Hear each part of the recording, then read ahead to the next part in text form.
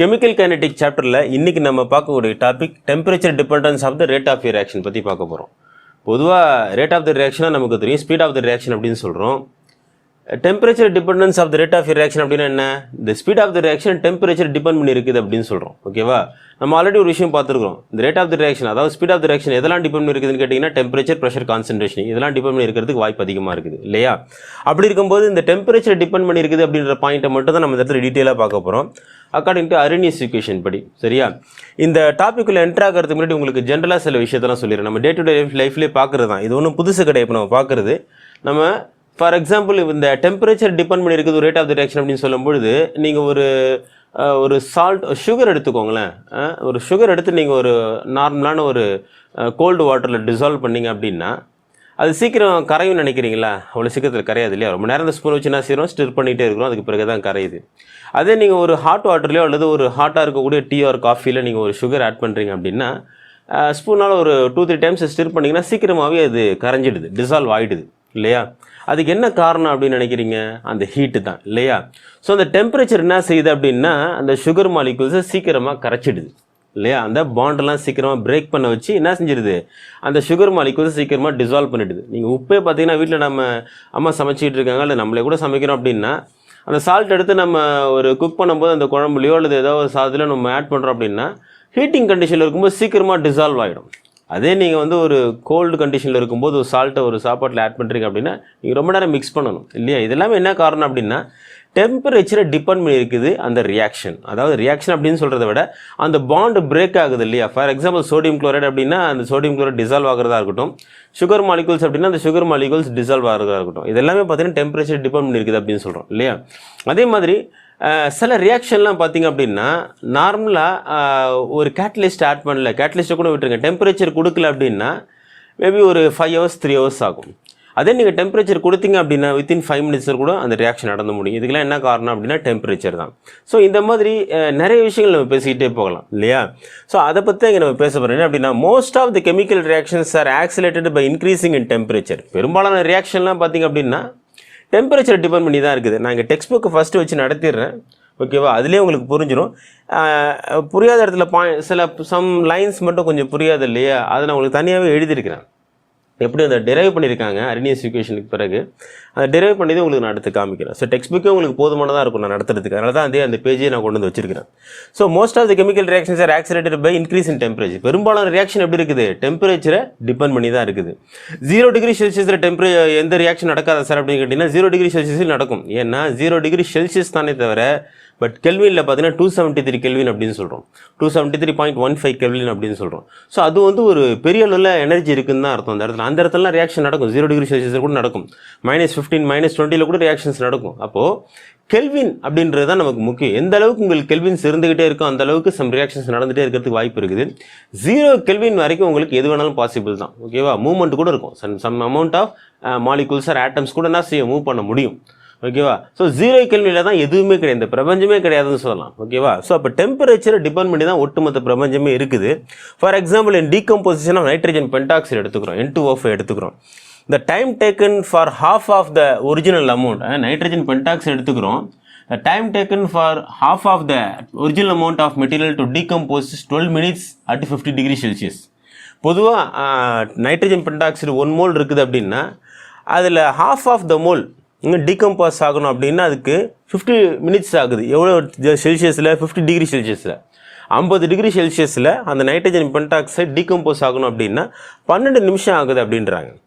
அதே 5 hours at 25 degree Celsius. அதே நீங்கள் டெம்பரேச்சரை குறைச்சிட்டிங்க, 25 டிகிரியாக குறைச்சிட்டிங்க, செல்சியஸாக குறைச்சிட்டிங்க அப்படின்னா என்ன ஆகுது? அது என்ன ஆகுது உங்களுக்கு? 5 hours ஆகுது அப்படின்றாங்க. நல்லா கவனிக்கணும். இங்கே நமக்கு ஃபஸ்ட்டு 12 minutes ஆனிச்சு, எப்போ? 50 degree செல்சியஸில். அதே 5 hours ஆகுது 25 degree செல்சியஸாக குறைச்சிட்டா. டெம்பரேச்சர் குறைச்சா என்ன ஆகுது? 5 மணி நேரம் ஆகுது அந்த நைட்ரஜன் பென்டாக்சைடு டீகம்போஸ் ஆகிறதுக்கு. அதே 0 degree செல்சியஸ் எடுத்துக்கிட்டிங்க அப்படின்னா 10 நாள் ஆகுமா அந்த நைட்ரஜன் பென்டாக்சைடு டீகம்போஸ் ஆகிறதுக்கு. அப்போ டெம்பரேச்சர் அப்படிங்கிறது எவ்வளோ முக்கியம் பாருங்கள். அதே மாதிரி நம்ம ஸ்டொமக்கு கூட சொல்லலாம்.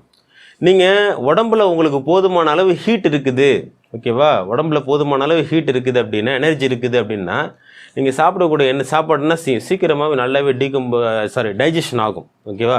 சீக்கிரமாக டைஜஷன் ஆகி நல்லாவே எனர்ஜி கிடைக்கும். அதே உங்களுக்கு பாடி டெம்பரேச்சர் ரொம்ப கம்மியாக இருக்குது, பாடி டெம்பரேச்சர் ரொம்ப கம்மியாக இருக்குது, எனர்ஜி இல்லை அப்படின்னா அந்த ஃபுட் அவ்வளோ சீக்கிரத்தில் டைஜஷன் ஆகாது. ஸோ நமக்கு ஃபுட்டு டைஜஷன் ஆகிறதுல கூட பார்த்திங்க அப்படின்னா நம்ம பாடி டெம்பரேச்சர் ரொம்ப முக்கியமாக இருக்குது. சார் இதை தாண்டி கேட்டலிஸ்ட்லாம் இருக்குது, அது வேறு விஷயம். பைல் செக்ரேஷன் சொல்லுவோம், ஆசிட்னு சொல்லுவோம், இதெல்லாம் அடுத்து. ஓகேவா? அது பயாலஜிக்கலாக இன்னும் நம்ம டீப்பாக போகலாம். பட் நம்ம ஜஸ்ட் ஃபிசிக்கல் கெமிஸ்ட்ரியாக பார்க்குறோம். அப்படி பார்க்கும்பொழுது ஃபுட்டு டைஜஷன் ஆகிறதுல கூட பார்த்தீங்கன்னா நம்ம ஸ்டொமக்கில் டெம்பரேச்சர் ரொம்ப முக்கியம். ஸோ டெம்பரேச்சர், அதனால தான் நீங்கள் நைட் டைம்லலாம் ஹெவியாக சாப்பிட வேண்டாம்னு சொல்லுவாங்க. டைஜஷன் ஆகாது.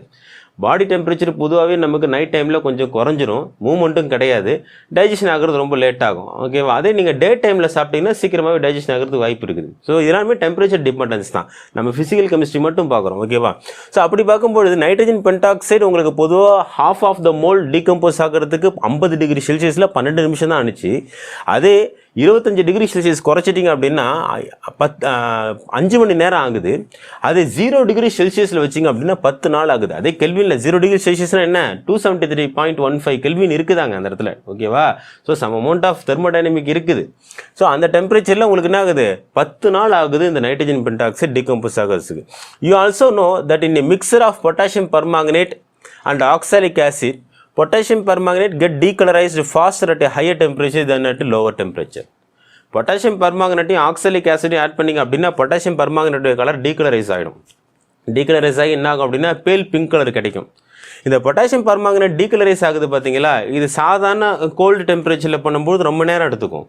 அதே நீங்கள் ஹை டெம்பரேச்சரில் இந்த ரியாக்ஷன் பண்ணுறீங்க அப்படின்னா, அதாவது பொட்டாசியம் பர்மாங்கனேட்டையும் ஆக்சாலிக் ஆசிட் ஆட் பண்ணிங்க அப்படின்னா நமக்கு கார்பன் டை ஆக்சைடு கிடைக்கும். அது ரியாக்ஷன்.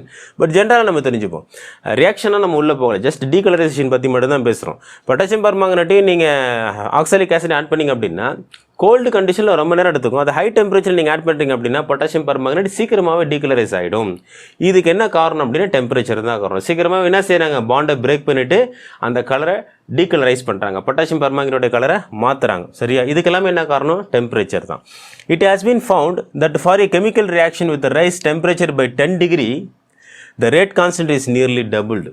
பொதுவாகவே இந்த மாதிரி ஒரு கெமிக்கல் ரியாக்ஷனில் நீங்கள் 10 டிகிரி செல்சியஸோ கெல்வினோ, அது அடுத்த பிரச்சனை, 10 டிகிரி நீங்கள் ரைஸ் பண்ணுறீங்க அப்படின்னா ரேட் ஆஃப் த ரியாக்ஷன் 2 மடங்கு இன்க்ரீஸ் ஆகுன்றாங்க. இது ஒரு பொதுவான கான்செப்ட். ஒரு கெமிக்கல் ரியாக்ஷன் நடக்குது அப்படின்னா 10 டிகிரி செல்சியஸ் நம்ம இன்க்ரீஸ் பண்ணுறோம் அப்படின்னா 2 மடங்கு அதோட rate of the reaction increase ஆகும். ரேட் கான்ஸ்டன்ட் அப்படின்றாங்க. So rate of the reaction, speed of the reaction 2 மடங்கு இன்க்ரீஸ் ஆகுமா 10 டிகிரி செல்சியஸ்க்கு. The temperature dependence of the rate of the chemical reaction can be accurately explained by Arrhenius equation. Temperature, chemical reaction temperature depend பண்ணி இருக்குது அப்படின்றதுக்கு ஒரு best எக்ஸாம்பிளாக Arrhenius ஈக்குவேஷனை நமக்கு சொல்கிறாங்க. இட் வாஸ் ஃபர்ஸ்ட் ப்ரோபோஸ்ட் பை, யார் இது ஆக்சுவலாக இந்த டெம்பரேச்சர் டிபெண்ட் பண்ணி இருக்குது ரேட் ஆஃப் கெமிக்கல் ரியாக்ஷன் அப்படின்றது யார் ஃபஸ்ட்டு சொன்ன அப்படின்னா டச் கெமிஸ்ட்ரி JH வேண்டாஃப் தான் சொன்னார். பட் ஸ்வீடிஷ் கெமிஸ்ட்ரி யார், அரினியஸ் இருக்கார் இல்லையா, அவர் வந்து ஸ்வீடிஷ் கெமிஸ்ட், அவர் சயின்டிஸ்ட்டு. அவர் தான் என்ன செய்கிறார் அப்படின்னா சொன்னது அவர் தான், யார், வேண்டாம் தான் சொன்னார். Rate of the reaction temperature depend இருக்குது பொதுவாக கெமிக்கல் ரியாக்ஷன் அப்படிங்கிறதுன்னு. பட் அதை நம்ம நிரூபிக்கணும்ல ப்ராப்பராக. அவர் மேத்தமெட்டிக்கலாக நிரூபிக்கிறார், யார், அரினியஸ் ஈக்குவேஷன். அவர் என்ன சொல்கிறார் அப்படின்னா ஃபிசிக்கல் ஜஸ்டிஃபிகேஷன் அண்ட் இன்டர்பிரிட்டேஷன் இவர் தான் பண்ணுறாரு. அதனால் sir physical justification and interpretation அப்படின்னு கேட்டிங்கன்னா அந்த மாலிகூல்ஸ், அந்த ஆட்டம்ஸ்லாம் வந்து டெம்பரேச்சர் டிபெண்ட் பண்ணி எப்படி கொலிஷன் ஆகுது, எப்படி அவங்களுடைய கைனடிக் எனர்ஜிலாம் கிடச்சிச்சு, இதெல்லாம் பற்றி பேசக்கூடியது ஃபிசிக்கல் ஜஸ்டிஃபிகேஷன் சொல்லக்கூடியது. இன்டர்பிரிட்டேஷன் அப்படிங்கிற ரிலேஷன்ஷிப் தான். ஸோ டெம்பரேச்சர் ரியாக்ஷனை டிபெண்ட் பண்ணி இருக்குது அப்படின்றத ரிலேட்டிவ் பண்ணி பேசுகிறதுல அது இன்டர்பிரிட்டேஷன் அப்படின்னு சொல்கிறோம். ஸோ இதை பற்றி பேசுனது அரினியஸ் தான். அவங்க சொல்லிட்டு போயிட்டாங்க வேண்டாஃப் இருக்குதுன்னு சொல்லி, டெம்பரேச்சருக்கு rate of the reaction temperature depend பண்ணி இருக்குதுன்னு சொன்னது வந்து வேண்டாஃப் தான். பட் அதை நம்ம ப்ராப்பராக அதை எக்ஸ்பிளைன் பண்ணணும் இல்லையா. ஸோ அதை பண்ணதுன்னு யாருன்னு பார்த்தீங்கன்னா அரினியஸ் தான். அவர் கொடுத்த ஈக்குவேஷன் தான் K = A e⁻ EA/RTன்னு சொல்லி இந்த ஈக்குவேஷன் கொடுத்தார் அவர் தான். K அப்படிங்கிறது கான்ஸ்டன்ட் நமக்கு தெரியும். ஏன்றது வந்து அரினியஸ் ஃபேக்டர் அப்படின்னு சொல்லுவாங்க. இதை கொடுத்துருக்காங்க பாருங்கள், அரினியஸ் ஃபேக்டர்னு சொல்லலாம் அல்லது ஃப்ரீக்வன்சி ஃபேக்டர் அப்படின்னு எடுத்துக்கலாம். அது என்ன சார் ஃப்ரீக்வன்சி ஃபேக்டர், இங்கே லைட் ஏதாவது யூஸ் பண்ணுறீங்களா, லைட்டில் தான் ஃப்ரீக்வன்சி இருக்குன்னு அவசியம் கிடையாது. ஒரு மாலிகுல் கொலிஷன் ஆகும்பொழுது அந்த மாலிகுல்ஸ்க்குன்னு ஒரு கைனடிக் எனர்ஜி இருக்குது. ஏன்னா கொலிஷன் ரியாக்ஷன் நடக்கணும்னா மாலிகுல்ஸ் ஆட்டம்ஸ்லாம் கொலைட் ஆகணும் இல்லையா, மோதணும் இல்லையா. மோதும் பொழுது தான் ஒருத்தவங்களுக்கு ஒருத்தவங்க கைனடிக் எனர்ஜி மாறும். எல்லா மாலிகுல்ஸ்க்கு ஒரே மாதிரி கைனடிக் எனர்ஜி இருக்குன்னு சொல்ல முடியாது. ஸோ ஒருத்தவங்களுக்கு மோதும் பொழுது எலக்ட்ரான் ஷேரிங் ஆகும், பாண்டு பிரேக் ஆகும், அவங்களுக்குன்னு ஒரு ஃப்ரீக்வன்சி ஏற்படுதில்ல, ஒரு அதிர்வுகள் இருக்குது இல்லையா, ஃப்ரீக்வன்சிங்கிற ஒரு அதிர்வுகள் தான் இல்லையா. ஸோ அந்த மாலிகுல்ஸ் ஏற்படக்கூடிய அந்த அதிர்வுகளை பற்றி சொல்கிறது ஃப்ரீக்வன்சி ஃபேக்டர்னு சொல்லலாம், அல்லது அர்னியஸ் ஃபேக்டர்னு எடுத்துக்கிறோம். It is also called pre exponential ஃபேக்டர்னு சொல்லலாம். ஏன் சார் ப்ரீ எக்ஸ்பொனென்ஷியல் ஃபேக்டர்? இந்த இருக்காங்க இல்லையா, இவங்களுக்கு முன்னே வரக்கூடிய அந்த பவர் இருக்கு இல்லையா, ஸோ ப்ரீ எக்ஸ்பொனென்ஷியல், இதோட இது எக்ஸ்பொனென்ஷியல் மைனஸ் ஏபிஆர்டிங்கிறது exponential. So pre exponential, so அப்படி நம்ம ஈக்கு முன்னாடி பார்த்தீங்கன்னா pre exponential. So pre exponential factor அப்படிங்கிறது it is a constant specific to a particular reaction. இது மோஸ்ட்லி கான்ஸ்டண்ட்டாக இருக்குது. யார்? இந்த ஏ அப்படிங்கிறது மோஸ்ட் ஆஃப் த ரியாக்ஷனில் எல்லாமே கான்ஸ்டன்ட்டு தான், constant specific to a particular reaction. R is gas constant, நமக்கு தெரியும் இது எல்லா இடத்துலையும் பொதுவாக உள்ளது தான், கேஸ் கான்ஸ்டன்ட் ஆர். இ அப்படிங்கிறது activation energy measured by joules per mole அப்படின்னு எடுத்துக்கிட்டோம். இதுனா சார் எனர்ஜி ஆஃப் ஆக்டிவேஷன் சொல்கிறீங்க, இஏன்னு சொல்கிறீங்க, இது எனக்கு புரியல அப்படின்னு கேட்டிங்கன்னா ரொம்ப சிம்பிளாக சொல்லிடுறேன், புரிஞ்சுக்கோங்க. எந்த ஒரு கெமிக்கல் ரியாக்ஷனுமே பார்த்தீங்க அப்படின்னா சடனாக நடந்து முடியாது. அதுங்களுக்கு அந்த மாலிகூல்ஸ்க்குன்னு சொல்லி some amount of energy of activation அப்படின்னு சொல்லுவோம். அந்த எனர்ஜி ஆஃப் ஆக்டிவேஷன் கிடைச்சாதான் நாம் எதிர்பார்க்குற மாதிரி ஒரு ரியாக்ஷன் நடந்து ஒரு ப்ராடக்ட் அப்படின்னு சொல்லி ஒன்று கிடைக்கும். அதுனா சார் எனர்ஜி ஆஃப் ஆக்டிவேஷன் எனக்கு புரியலையே, அது எப்படி நான் புரிஞ்சுக்கிறதுன்னு கேட்டிங்கன்னா, ஃபார் எக்ஸாம்பிள் நீங்கள் ஒரு மேட்ச் பாக்ஸ் எடுத்துக்கோங்களேன். ஒரு மேட்ச் பாக்ஸ் எடுத்துனா சரிங்க அப்படின்னா அது ஆக்சுவலாக அந்த மேட்ச் பாக்ஸில் உங்களுக்கு பேர்ன் ஆகிறதுக்கான கெமிக்கல்ஸ் இருக்குது, ஓகேவா. அது உராய்வை ஏற்படுத்தணும் இல்லையா. அந்த மேட்ச் பாக்ஸில் அந்த ஸ்டிக் எடுத்துன்னா செய்யணும் அப்படின்னா ஒரு உரசல் ஏற்படுத்தணும். அது அப்படி கீறும் பொழுது தான் என்ன ஆகுது அப்படின்னா, அந்த மாலிகூல்ஸ்லாம் ஒருத்தவங்க மோதி அந்த மேட்ச் பாக்ஸ் மேலேயும் அதில் இருக்கக்கூடிய அந்த பாஸ்பரஸ் என்ன செய்கிறாங்க, மோதி அதுக்கு பிறகு உங்களுக்கு ஃபயர் ஆகுறாங்க இல்லையா. ஸோ இந்த ஃபயர் ஆகிறதுக்கு அந்த ஒரு மெக்கானிசமான ஒரு ஒர்க் பண்ணுறோம் பார்த்தீங்களா. அப்போ அந்த பாண்டு பிரேக் ஆகுதுல்ல, அந்த டைமில் அவங்களுக்கு ஒரு எனர்ஜி ஆஃப் ஆக்டிவேஷன் கிடைச்ச பிறகு தான் அது பேர்ன் ஆகுது இல்லையா. ஆக்சுவலாக சும்மா இருக்கும்போதே பற்றிக்கிட்டு எரியலாம், பட் அவங்களுக்குன்னு ஒரு டெம்பரேச்சர் தேவை. அந்த டெம்பரேச்சருக்காக தான் நம்ம என்ன செய்கிறோம் அப்படின்னா உரசுறோம், அந்த குச்சி எடுத்து அந்த மேட்ச் பாக்ஸ் எல்லாம் செய்கிறோம், அப்படி உரசுறோம். அப்படி உரசும் பொழுது ஒரு ஹீட் மைல்டாக கிடைக்கிது. அந்த மைல்டாக கிடைக்கக்கூடிய அந்த ஆக்டிவேஷன் எனர்ஜி தான் என்ன செய்யுது, உங்களுக்கு அந்த ஃபயரை உற்பத்தி பண்ணுது. என்ன ஆகுது, அதில் இருக்கக்கூடிய கெமிக்கல்ஸ்லாம் ஃபயர் ஆகி பாண்டெலாம் பிரேக் ஆகி எனர்ஜியை ரிலீஸ் பண்ணுறாங்க, ஹீட் எனர்ஜியை ப்ரொடியூஸ் பண்ணுறாங்க, அதை ஃபயர்னு சொல்கிறோம். அதுக்கு பிறகு என்ன செய்கிறோம், ஒரு கேண்டிலை பர்ன் பண்ணுறோம் அப்படின்னா அந்த கேண்டில் எரிய வைக்கும்போது என்ன செய்கிறோம், அவருக்கு அந்த அப்படியே அந்த கேண்டில் போய் ஃபயர் பண்ண பிறகு அதுக்கப்புறம் அவர் என்ன செய்கிறாரு, கொஞ்சம் ஹீட் கிடைச்ச பிறகு அந்த திரி அதுக்கப்புறம் நெருப்பு பிடிச்சி எரிய ஆரம்பிக்கிறார் இல்லையா. ஸோ அந்த வேக்ஸ் டைரெக்டாக எரியல, அந்த ஹீட்டு பட்ட பிறகு அந்த வேக்ஸ் லைட்டாக மைல்டாக ஒரு வேப்பரைசேஷன் கிடைக்கிது, அதுக்கப்புறம் அது பேர்ன் ஆகுது அந்த கேண்டில், ஓகேவா. டைரெக்டாக வேக்ஸ் எரியறது கிடையாது, ஹீட்டில் அந்த வேக்ஸ் மைல்டாக வேப்பர் கிடைக்கிது.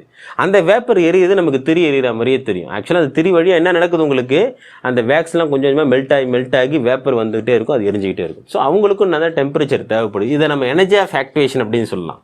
எந்த ஒரு இடத்துலையுமே இதுக்கு தேவை. ஒரு கெமிக்கல் ரியாக்ஷன் நடக்கணும் அப்படின்னா சும்மா நடந்து முடிஞ்சிடாது, அவங்களுக்குன்னு ஒரு எனர்ஜி ஆஃப் ஆக்டிவேஷன் தேவை. அந்த எனர்ஜி ஆஃப் ஆக்டிவேஷனை தான் இஏ அப்படின்னு சொல்கிறோம், ஓகேவா. இது வரைக்கும் உங்களுக்கு புரியும் நினைக்கிறேன். அதோட யூனிட் தான் ஜூல்ஸ் பெர் மோல் அப்படின்னு சொல்கிறோம். இன்னும் நம்ம டீட்டெயிலாக உள்ளே போகும்போது உங்களுக்கு புரியும். ஸோ இப்போ பார்த்தீங்கன்னா இந்த ஹைட்ரஜன் அயோடைடு ரியாக்ஷனை நம்ம வந்து ஒரு பெஸ்ட் எக்ஸாம்பிளாக பார்த்துக்கலாம். அதாவது எனர்ஜி ஆஃப் ஆக்டிவேஷன் சொல்கிறோம் இல்லையா, அதை அண்டர்ஸ்டாண்ட் பண்ணுறதுக்கு இது ஒரு பெஸ்ட் எக்ஸாம்பிள் தான். ஹைட்ரஜன் அண்ட் அயோடின் ரியாக்ட் ஆனிச்சு அப்படின்னா ஹைட்ரஜன் அயோடைடு கிடைக்கும், இது நமக்கு தெரியும், ஓகேவா. இது சாதாரண நமக்கு தெரிஞ்ச விஷயம் தான். பட் இவங்க அப்படியே டைரெக்டாக ரெண்டு பேருமே பாண்டு கிரியேட் பண்ணி உடனே கிடச்சிட்றாங்களான்னு கேட்டிங்கன்னா கிடையாது. அவங்களுக்கு கூட பார்த்தீங்கன்னா எனர்ஜி ஆஃப் ஆக்டிவேஷன் சொல்லி ஒன்று தேவைப்படுது. அந்த எனர்ஜி ஆஃப் ஆக்டிவேஷனை கிராஸ் பண்ண பிறகு, அதை அடைஞ்ச பிறகு தான் அவங்க என்ன செய்கிறாங்க, ப்ராடக்டாக கிடைக்கிறாங்க, அதாவது 2HIயாக கிடைக்கிறாங்க. அதுக்கு முன்னாடி ஹைட்ரஜன் அண்ட் அயோடினை மட்டும்தான் இருக்கிறாங்க. இங்கே பாருங்களேன், உங்களுக்கு இந்த டிராயிங் கொடுத்துருப்பாங்க. ஹைட்ரஜன் மாலிகுல் தனியாக இருக்கார், அயோடின் மாலிகுல் தனியாக இருக்கார், H2 I2 இருக்காங்க இல்லையா. இவங்க ரெண்டு பேரும் தனித்தனியாக இருக்காங்க. இவங்க ரெண்டு பேரும் ரியாக்ஷன் உள்ள என்ட்ரான ஒன்று அந்த ரியாக்ஷன் மீடியத்துக்கு வந்த பிறகு பார்த்திங்க அப்படின்னா ஒரு இன்டர்மீடியட்டாக மாறுறாங்க. இன்டர்மீடியட் அப்படின்னா ஆக்சுவலாக ஹைட்ரஜன் ஆட்டம்ஸ் தனித்தனியாக பாண்டு பிரேக் ஆகலை, இன்னும் அயோடினோடைய ஆட்டம் பாண்டு இன்னும் பிரேக் ஆகலை. 4 பேருமே ஒருத்தவங்களுக்கு ஒருத்தவங்க கனெக்ட் ஆகிட்டு இருக்காங்க பாருங்க, கிட்டத்தட்ட காம்ப்ளெக்ஸ் மாதிரி இருப்பாங்க, ஓகேவா. கம்ப்ளீட்டாக இவங்க ஒன்றும் மாலிகுலாக கன்வெர்ட் ஆகலை. இதை தான் நம்ம இன்டர்மீடியட் அப்படின்னு சொல்கிறோம். இந்த இன்டர்மீடியட் வந்த பிறகு என்ன நடக்குதுன்னு கேட்டிங்கன்னா ஃபைனலாக நமக்கு ஹைட்ரஜன் அயோடைடாக கிடைக்குது. 2 molecules ஆஃப் 2HIன்னு சொல்லி ஒரு மாலிகுல்ஸ் கிடைக்குது. இது நமக்கு பொதுவாக தெரியும். இந்த கண்டிஷனுக்கு வரணும் அப்படின்னா, அதாவது இந்த பாண்டிங் இன்டர்மீடியேட் ஆகுறாங்க இல்லையா, இந்த இன்டர்மீடியேட் ஆகணும், இந்த ப்ராடக்ட் வரணும் அப்படின்னா அதுக்கு தான் நம்ம என்ன சொல்கிறோம், எனர்ஜி ஆஃப் ஆக்டிவேஷன் சொல்லி அந்த இடத்த கடந்து போக வேண்டியிருக்குது அப்படின்றோம். அதுதான் நம்ம ஒரு எக்ஸாம்பிளுக்காக சொன்னோம். ஒரு மேட்ச் பாக்ஸில் நம்ம ஃபயர் பண்ணணும் ஒரு ஸ்டிக் அப்படின்னா, மேட்ச் ஸ்டிக்கை ஃபயர் பண்ணணும் அப்படின்னா அதுக்கான ஒரு டெம்பரேச்சர் கிடைக்குது இல்லையா, அந்த டெம்பரேச்சர் கிடைச்ச பிறகு தான் என்ன ஆகுது, அது ஒரு ப்ராடக்டாக கிடைக்குது. நீங்கள் கேட்கலாம் சார் எல்லா இடத்துலையுமே டெம்பரேச்சர் வந்து நம்ம மேனுவலாக பண்ணிட்டு இருக்கிறோமா கேட்டேன். அப்படி கிடையாது. நேச்சுரலில் இயல்பாகவே என்ன நடக்குது, உங்களுக்கு இயற்கையாகவே உஷ்ணங்கள் இருந்துக்கிட்டே தான் இருக்குது எல்லா இடத்துலையுமே. அந்த உஷ்ணத்துக்கு ஏற்ற மாதிரி இந்த பிரபஞ்சமே இயங்கிட்டு இருக்குது. யாரும் ஒரு இடத்துல போய் நம்ம வந்து மேனுவலாக பண்ணிட்டு இருக்கிறது இல்லை. நம்மளோட லைஃப் ஸ்டைலில் சில விஷயங்களை நம்மளா ப்ராசஸ் பண்ணிட்டு இருக்கிறோம். பெரும்பாலும் இயற்கை என்ன செஞ்சுட்டு இருக்கு, அதுவே இந்த வேலையை செஞ்சுக்கிட்டு தான் இருக்குது. எல்லா இடத்துலையுமே டெம்பரேச்சர் தேவைப்பட்டு தான் இருக்குது. So according to Arrhenius, this equation can be, according to Arrhenius, this reaction can take place only when a molecule of hydrogen and a molecule of iodine collide to form a unstable intermediate. அன்ஸ்டேபிளான ஒரு molecules தான் இந்த intermediate அப்படின்னு சொல்கிறது. ஒரு நிலைத்தன்மையே கிடையாது. Hydrogen iodine இருக்காங்களே, 4 பேருமே அடைஞ்சிட்டாங்க, ஒருத்தவங்க கனெக்ட் பண்ணிட்டு இருக்காங்க, இன்னும் ப்ராடக்டாக வரல, இன்டர்மீடியட்டாக இருக்காங்க. அவங்க ஸ்டேபிள் கிடையாது, ஓகேவா, அவங்க அன்ஸ்டேபிளாக தான் இருக்காங்க. ஏன்னா வேலன்ஸ் அப்படி ஒன்றும் கிடையாது ஹைட்ரஜனுக்கு அயோடினுக்கும். It exist for a very short time and then breaks up to form 2 molecules of hydrogen. ரொம்ப குறைச்ச வினாடிகள்லேயே இருந்துனா செஞ்சுறாங்க, அதுக்கு பிறகு உடனே ஒரு ஹைட்ரஜன் அயோடைடு மாலிகுலாக வந்துடுறாங்க. The energy required to form this intermediate called activated complex அப்படின்னு சொல்கிறோம். இந்த ப்ராசஸாக இந்த ஹைட்ரஜன் அயோடைடாக மாறுறதுக்கு ஒரு எனர்ஜி கிடைக்குது இல்லையா, அதுதான் நம்ம என்ன சொல்கிறோம், ஆக்டிவேட்டட் காம்ப்ளெக்ஸ்னு சொல்கிறோம், அல்லது எனர்ஜி ஆஃப் ஆக்டிவேஷன் அல்லது ஆக்டிவேஷன் எனர்ஜின்னு சொல்கிறோம். Figure 4.7 is obtained by plotting potential energy versus reaction coordinate. Reaction coordinate represents the profile of energy change when reactants change into products. இங்கே பாருங்களேன், இந்த கிராஃப் பார்த்தீங்கன்னாவே உங்களுக்கு தெரியும். இது பொட்டன்ஷியல்னு சொல்கிறோம், அந்த மாலிகுல்ஸுக்கு இருக்கக்கூடிய பொட்டன்ஷியல் எனர்ஜி. இது பார்த்தீங்கன்னா ரியாக்ஷன் கோஆர்டினேட். இதுதான் ரியாக்ஷன் கோஆர்டினேட் அப்படின்னு சொல்கிறோம். அதாவது ரியாக்ட் ஆகி ப்ராடக்டாக வர்றது கோஆர்டினேட் அப்படின்னு சொல்கிறோம். பிஃபோராக இருக்கும்பொழுது ஹைட்ரஜனுக்கும் அயோடினுக்கும் எனர்ஜி பார்த்தீங்கன்னா, அதாவது பொட்டன்ஷியல் பார்த்தீங்கன்னா ஒரு பர்டிகுலர் பாயிண்டில் இருக்குது இருக்கு இல்லையா, கிட்டத்தட்ட ஒரு பர்டிகுலர் பாயிண்டில் இருக்காங்க. நல்லா கவனித்து பாருங்கள். இந்த எனர்ஜி ஆஃப் ஆக்டிவேஷன் இருக்கக்கூடிய பாயிண்ட்டுக்கும் ப்ராடக்ட்டுக்கு இருக்கக்கூடிய எனர்ஜி டிஃப்ரென்ஸ் பார்த்தீங்கன்னா டெல்டா ஹெச்னு சொல்கிறோம். இந்த டெல்டா ஹெச் வேல்யூ பார்த்தீங்கன்னா இதை விட இது லோவாக இருக்குது பாருங்க. அப்படின்னா என்ன அர்த்தம், ரியாக்ஷனுக்கு முந்தி இருக்கக்கூடிய அந்த எனர்ஜிக்கும் ரியாக்ஷன் நடந்த பிறகு ஒரு ப்ராடக்டாக கன்வெர்ட் ஆகுதுங்க இல்லையா, அதோடைய எனர்ஜியும் பார்த்தீங்கன்னா லோவாக இருக்குதுன்னு அர்த்தம். பொதுவாகவே ஒரு ரியாக்ஷன் நடக்கிறதுக்கு பிறகு பார்த்தீங்கன்னா இப்போ மோஸ்ட் ஆஃப் த ப்ராடக்ட் பார்த்தீங்கன்னா எனர்ஜி லோவாக இருக்கும். ஸ்டெபிலிட்டிக்கு ஹை ஸ்டேபிள்ன்றது என்ன அர்த்தம்னு கேட்டிங்கன்னா, அதாவது எனர்ஜி லெஸ்ஸாக இருக்குன்னு அர்த்தம். எனர்ஜி லெஸ் ஆகும்போது தான் ஸ்டெபிலிட்டி பொதுவாக கிடைக்கும்.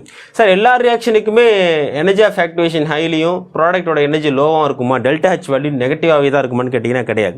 சில இடங்களில் பார்த்தீங்கன்னா பாசிட்டிவாகவும் இருக்கும். அது நம்ம எண்டோதெர்மிக்னு சொல்கிறோம், இது நம்ம எக்ஸோதெர்மிக்னு சொல்கிறோம். எனர்ஜி ரிலீஸ் பண்ணியிருக்காரு. எனர்ஜி ரிலீஸ் பண்ணுறது மூலிமா அவர் எனர்ஜி லோவில் வந்துட்டார், ஓகேவா. அதாவது ஹைட்ரஜன் அயோடின் இருக்காங்க, 2 பேர் ரியாக்ஷன் ஆகுறாங்க.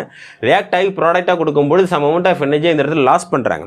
அப்படி லாஸ் ஆகிறதுனால தான் டெல்டா ஹெச் வேல்யூ பார்த்தீங்கன்னா இவரோட இவருக்கு கம்மி இருக்கு, குறைஞ்சிருக்கு. எனர்ஜி சக்தி குறையும் பொழுது என்ன ஆகுது, உங்களுக்கு ஸ்டெபிலிட்டி கிடைக்குது, அது 2HN அப்படின்னு சொல்கிறோம். இது உங்களுக்கு தெளிவாக கவனித்து புரிஞ்சுங்க, சரியா. அதே சமயத்தில் இந்த எனர்ஜி ஆஃப் ஆக்டிவேஷன் அப்படிங்கிறது எவ்வளோ தூரம் ரைஸ் ஆகிருக்கு பாருங்கள் பொட்டன்ஷியல், ஓகேவா. இங்கே ஏ இருக்காரு, ஏ அப்படிங்கிறது ஹைட்ரஜன் அண்ட் அயோடின். இங்கேருந்து உங்களுக்கு எவ்வளோ தூரம் ரைஸ் ஆகிருக்கு பாருங்கள் இந்த பொட்டன்ஷியல்.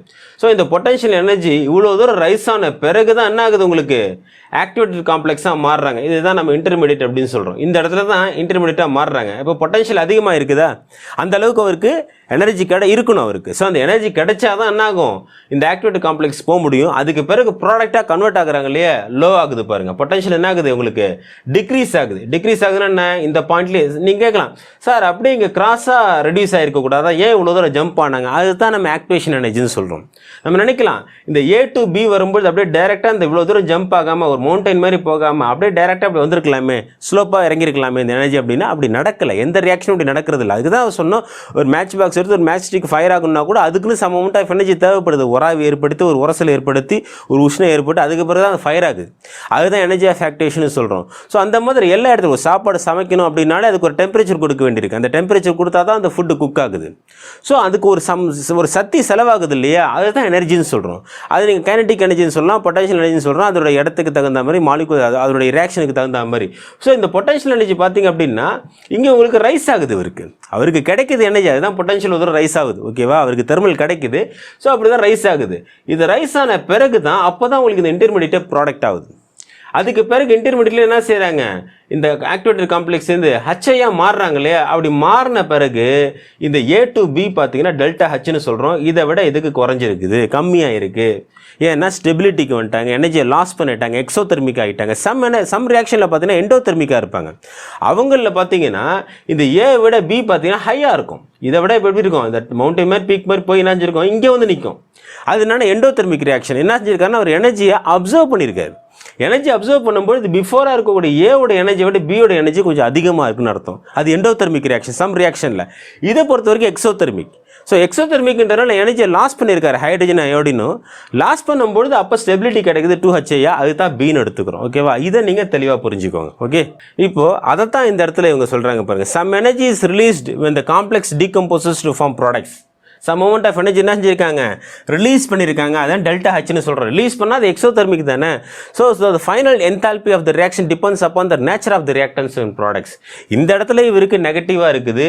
ஃபைனல் ப்ராடக்ட் ஃபைனல் அந்த அதில் அதாவது ஃபைனல் என்தால்பி இருக்கு இல்லையா, அது நெகட்டிவாக இருக்கணுமா பாசிட்டிவாக இருக்குமாங்கிறது நேச்சர் ஆஃப் த ரியாக்ஷனை பொறுத்து, நேச்சர் ஆஃப் த ப்ராடக்ட்டை பொறுத்து. இந்த இடத்துல ஹைட்ரஜன் அயோடின்றதுனால எக்ஸோதெர்மிக் இருக்காங்க, அது என்தால்பி பார்த்தீங்கன்னா நெகட்டிவாக இருந்திருக்கு. சில இடத்துல எண்டோதெர்மிக்காக இருக்கும்போது அது பாசிட்டிவாக இருக்கும். அது நீங்கள் ஞாபகம் வச்சுக்கணும். ஏன்னா இந்த பேசிஸில் உங்களுக்கு 1 மார்க் வரலாம். All the molecules in the reacting species do not have the same kinetic energy.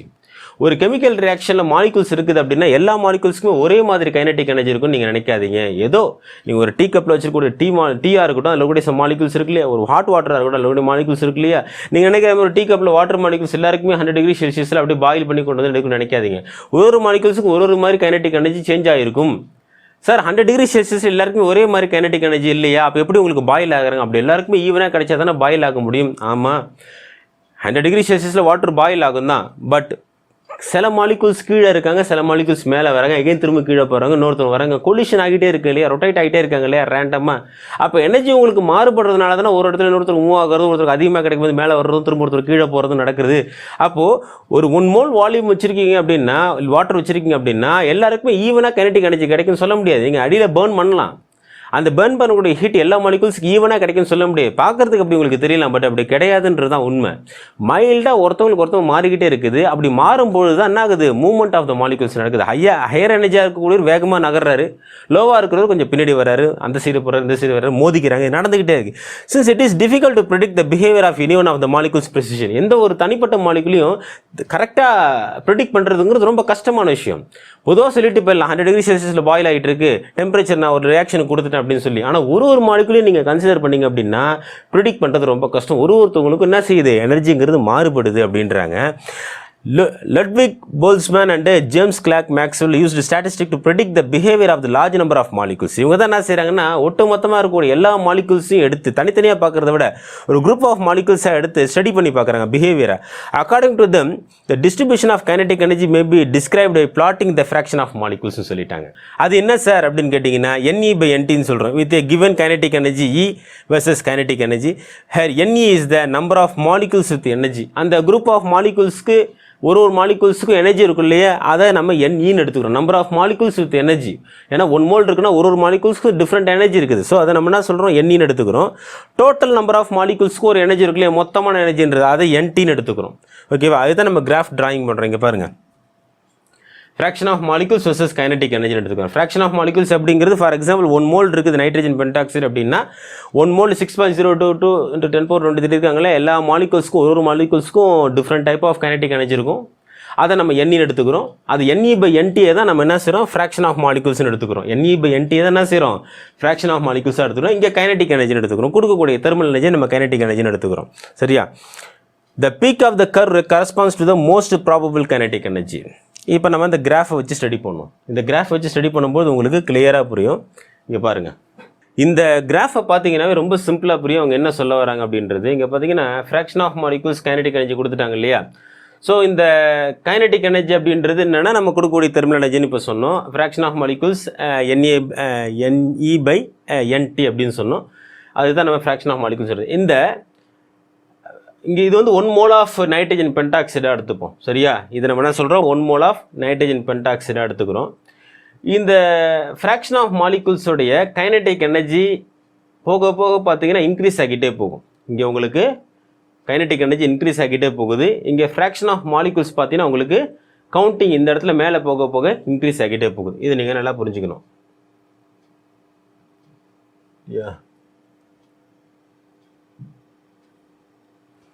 இங்கே பார்த்தீங்கன்னா ஸோ கைனெட்டிக் எனர்ஜியில் இன்பிட்வீன், அதாவது இங்கே ஹையர் கைனெட்டிக் எனர்ஜியாக இருக்கக்கூடிய மாலிகூல்ஸ்லாம் பார்த்தீங்கன்னா ரொம்ப கம்மியாக தான் இருக்காங்க பாருங்கள்.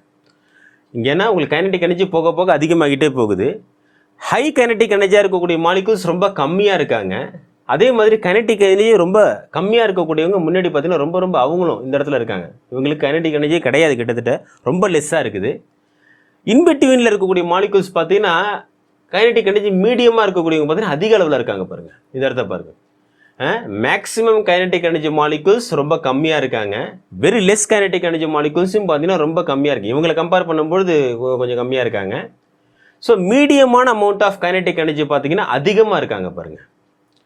இதை நம்ம இன்னும் எப்படி புரிஞ்சுக்கலாம் அப்படின்னா, ஃபார் எக்ஸாம்பிள் ஒரு கிளாஸ் ரூம் இருக்குது அப்படின்னா, நல்ல டாப் ரேங்க் ஹோல்டர்ஸ் அப்படின்னு சொல்லி சில ஸ்டூடெண்ட்ஸ் இருப்பாங்க. அவங்க பார்த்தீங்கன்னா ஒரு 10 பேர் இருப்பாங்க ஒரு கிளாஸில். ஒரு 50-60 பேர் இருக்கக்கூடிய கிளாஸில் பார்த்தீங்க அப்படின்னா ஒரு 10 ஸ்டூடெண்ட்ஸ் அல்லது 5 ஸ்டூடெண்ட்ஸ் பார்த்தீங்கன்னா டாப் ரேங்க் ஹோல்டர்ஸ் அப்படின்னு சொல்லுவோம். அவங்க ரொம்ப கம்மியாக தான் இருப்பாங்க. அதே மாதிரி பிலோ ஆவரேஜ், கிட்டத்தட்ட ரொம்ப மோசமாக இருக்குது, புரிஞ்சிக்க முடியாமல் படிக்க முடியாமல் ரொம்ப கஷ்டப்படக்கூடிய பசங்களாக இருக்காங்க அப்படின்னா அவங்களும் கிட்டத்தட்ட ஒரு கேட்டகரி, ஒரு 15 ஸ்டூடெண்ட்ஸ் 10 ஸ்டூடெண்ட்ஸ் அவங்களும் இருப்பாங்க. இந்த இன்பிட்வீனில் மிடிலாக படிக்கக்கூடிய ஸ்டூடெண்ட்ஸ் பார்த்தீங்கன்னா கொஞ்சம் அதிகமாகவே இருப்பாங்க. பெரும்பாலான கிளாஸில் அவங்க தான் அதிகமாக இருக்காங்க. ஓகேவா? இப்போது இதே மாதிரி தான் இங்கேயும் நம்ம பார்க்குறோம். எப்படி நம்ம ஒரு கிளாஸில் நம்ம இதை எக்ஸ்பீரியன்ஸ் பண்ணுறோமோ அதே மாதிரி இங்கேயும் நம்ம பார்க்குறோம். ஒரு மாலிகூல்ஸ் நைட்ரஜன் பென்டாக்சைடு அவங்களுக்கு எல்லாருக்குமே ஈவனாக கைனெட்டிக் எனர்ஜி இருக்குதா அப்படின்னு கேட்டிங்கன்னா அப்படி இல்லை. அல்லது நீங்கள் ஒரு ஹைட்ரஜன் அயோடைடு எடுத்துக்கோங்க. ஒரு ஹைட்ரஜன் அயோடைடு மாலிகூல் இருக்குது அப்படின்னா ஹைட்ரஜன் அயோடினுக்கும் ஈவனான கைனெட்டிக் எனர்ஜி இருக்குதான்னு கேட்டிங்கன்னா இல்லை. ஒரு சில பேருக்கு அதிகமாக இருக்குது, ஒரு சில பேருக்கு ரொம்ப கம்மியாக இருக்குது. மேக்ஸிமம் நம்பர் ஆஃப் பீப்புளுக்கு கொஞ்சம் மீடியமாகவே இருக்குது கைனெட்டிக் எனர்ஜி. ஓகேவா? ஸோ இப்போ இவங்களை நான் அதிக அளவில் கொண்டுட்டு வரணும், அதிக அளவில் கைனெட்டிக் எனர்ஜியாக மாற்றணும் அப்படின்னா என்ன செய்யணும்? நான் டெம்பரேச்சரை அதிகப்படுத்தணும். டெம்பரேச்சர் அதிகப்படுத்தணும் அப்படின்னா இங்கே இருக்கக்கூடிய இந்த மேக்ஸிமம் நம்பர் ஆஃப் மாலிகூல்ஸ்லாம் என்ன செஞ்சுருவாங்க? இப்படி மூவ் ஆகிடுவாங்க. அப்போ அவங்க சீக்கிரமாக ரியாக்ஷனில் இன்வால்வ் ஆகுவாங்க. இப்போது கிளாஸில் ஸ்டூடெண்ட்ஸ் ஒரு 10 ஸ்டூடெண்ட்ஸ் தான் டாப் ரேங்க் ஹோல்டராக இருக்காங்க, நல்லா படிக்கக்கூடிய மாணவர்களாக இருக்காங்க அப்படின்னா, அல்லது மிடிலாக இருக்கக்கூடிய மாணவர்களும் ரொம்ப படிக்கிறது கிடையாது, பிலோ ஆவரேஜும் இருக்காங்க. ஸோ எபோவ் ஆவரேஜ் இருக்காங்க, பிலோ ஆவரேஜ் இருக்காங்க.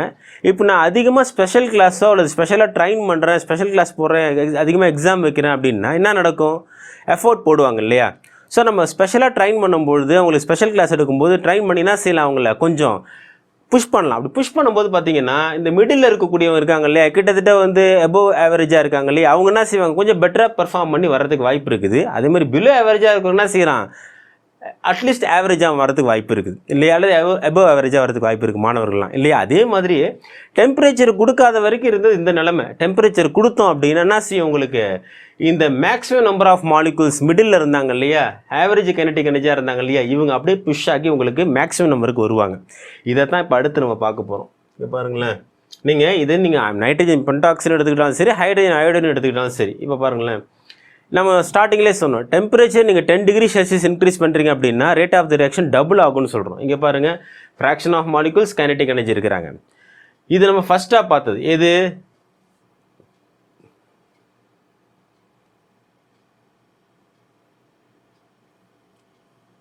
இது நம்ம ஃபஸ்ட்டாக பார்த்தது இல்லையா. இது டெம்பரேச்சர் டீன்னு எடுத்துக்கிறோம். இது நம்ம டெம்பரேச்சர் டீன்னு எடுத்துக்கிறோம்.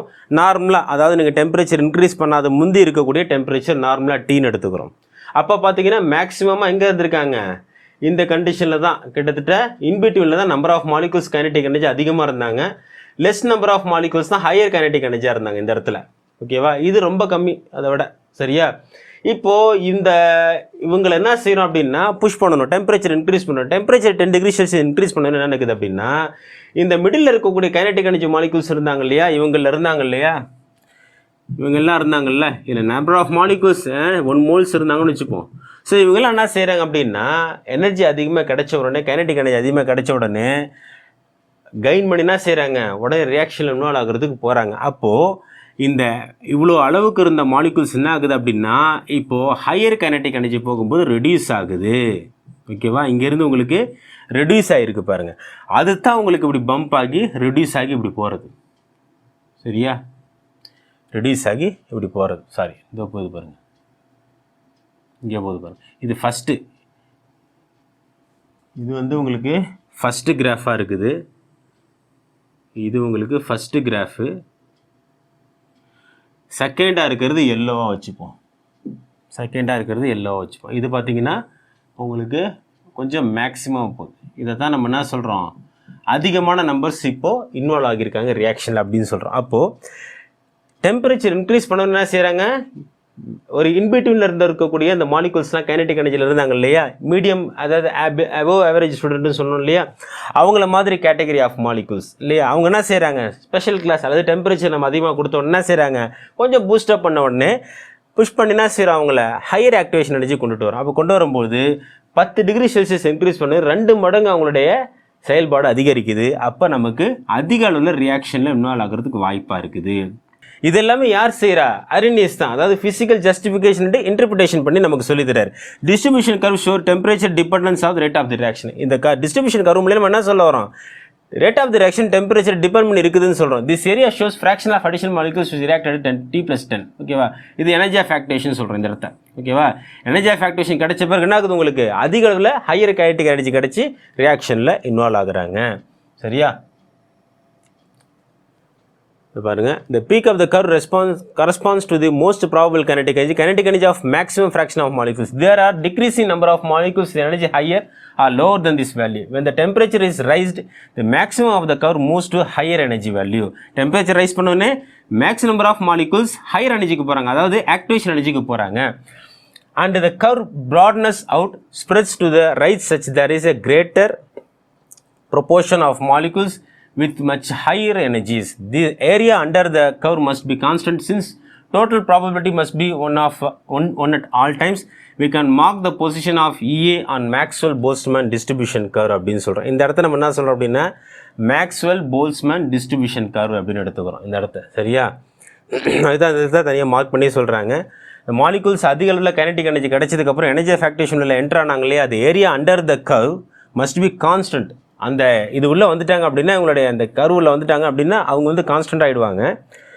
So must be constant since the total probability must be one at all times.